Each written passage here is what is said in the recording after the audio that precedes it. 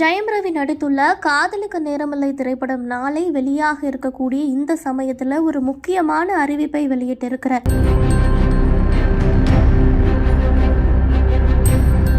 தமிழ் சினிமாவில் சில நடிகர்கள் ரசிகர்களால் அடைமொழிகளோடு அழைக்கப்படுவது வழக்கமாக இருந்து வருகிறது. உதாரணத்திற்கு எடுத்துக்கிட்டோம்னா சூப்பர் ஸ்டார் ரஜினிகாந்த், உலக நாயகன் கமல்ஹாசன், தளபதி Vijay, lady super star Thala Ajith அப்படின்ட்டு ரசிகர்களால் அன்பாக அழைக்கப்படுகிறார்கள். என்னை உலக நாயகன் அப்படின்னு அழைக்க வேண்டாம் அப்படின்னு கமல்ஹாசனும் தெரிவித்திருந்தார். அதன் பிறகு தல அஜித் அப்படின்னு என்னை அழைக்க வேண்டாம், அஜித் அல்லது ஏகே என்று சொல்லுங்கள் அப்படின்னு அஜித் குமாரும் தெரிவித்திருந்தார். இந்த மாதிரி நடிகர்கள் தங்களினுடைய அடைமொழிகளை தவிர்த்து தங்களை அழைக்குமாறு அவர்கள் வேண்டுகோளுமே விடுத்து வருகிறார்கள். ஜெயம் ரவிக்கு அதே மாதிரி தான் 2003ஆம் ஆண்டு வெளியான ஜெயம் திரைப்படத்தில் நடித்து அந்த திரைப்படம் அவருக்கு மிகப்பெரிய ஒரு ஹிட்டை கொடுத்தது. ஜெயம் ரவியோட ரசிகர்களும் திரைத்துறையினரும் இதன் பிறகுதான் ரவியை ஜெயம் ரவி அப்படின்னு அந்த படத்தை குறிப்பிடும் வகையில் ஜெயம் ரவி அப்படின்னு அழைத்து வந்தார்கள்.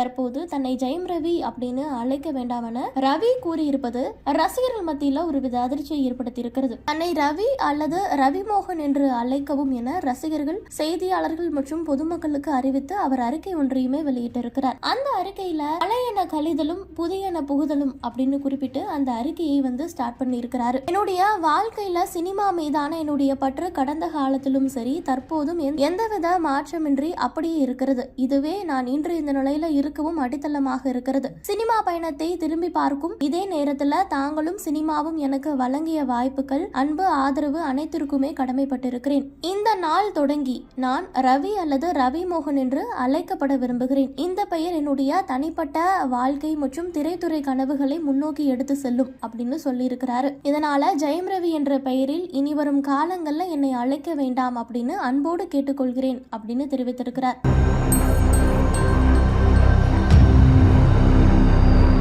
இது மட்டுமல்ல, ரவிமோகன் ஸ்டுடியோஸ் என்ற ஒரு தயாரிப்பு நிறுவனத்தை துவங்கி இருக்கிறேன் என்பதை அறிவிப்பதில் மகிழ்ச்சி அடைகிறேன் அப்படின்னு அவர் சொல்லி இருக்கிறார். இந்த நிறுவனம் மூலமா உலக அளவில் ரசிகர்கள் கொண்டாடும் சினிமாவை திரைக்கு கொண்டு சேர்க்கும் நோக்கம் கொண்டு துவங்கப்பட்டிருக்கிறது. இந்த நிறுவனம் திறமையாளர்களுக்கும் நல்ல கதைகளுக்கும் முக்கியத்துவம் அளிப்பதோடு அர்த்தமுள்ள கதைகளை திரைக்கு கொண்டு வர உதவும் அப்படின்னு சொல்லி இருக்கிறாரு. அது மட்டுமல்ல, என்னுடைய அன்பான ரசிகர்களுக்கு ஒரு நல்ல செய்தி, சிறப்பான சமுதாயத்தை உருவாக்க ரசிகர்கள் எனக்கு பலமாகவும் ஊக்கமளித்தும் வருகிறார்கள். இதனால ஆதரவளித்த சமூகத்திற்கு என்னால் முடிந்த உதவிகளை செய்ய என்னுடைய ரசிகர் மன்றத்தை பிறருக்கு உதவும் வகையில ரவிமோகன் ரசிகர்கள் அறக்கட்டளையாக மாற்ற இருக்கிறது அப்படிங்கிறதையும் தெரிவித்திருக்கிறார்.